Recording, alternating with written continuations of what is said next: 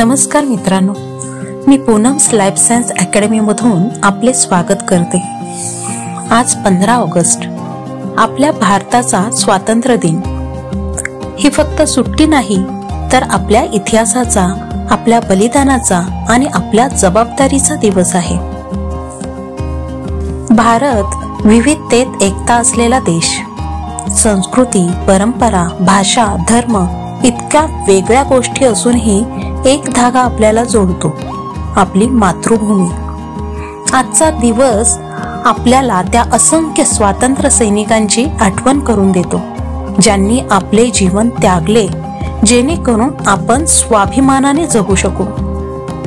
आज आपण विद्यार्थी आहात, पण उद्या तुम्ही भारताचे नेते, वैज्ञानिक, डॉक्टर, शिक्षक, सैनिक बनणार आहात। आपल्या हातात भारताचे भविष्य आहे। जर तुम्ही आज मेहनत केली, शिस्त पाळली, शिक्षणात उत्कृष्टता मिळवली तर उद्याचा भारत जगाच्या नकाशावर अधिक तेजाने चमकेल। स्वातंत्र्य मिळाले, पण ते टिकवणे आणि उन्नत करणे ही आपली जबाबदारी आहे।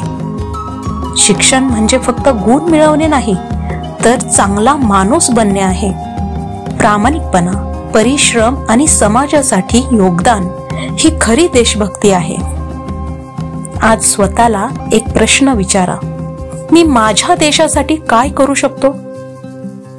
कदाचित तुम्ही अजून लहान असाल, पण लहान पावलांनी मोठा बदल घडतो।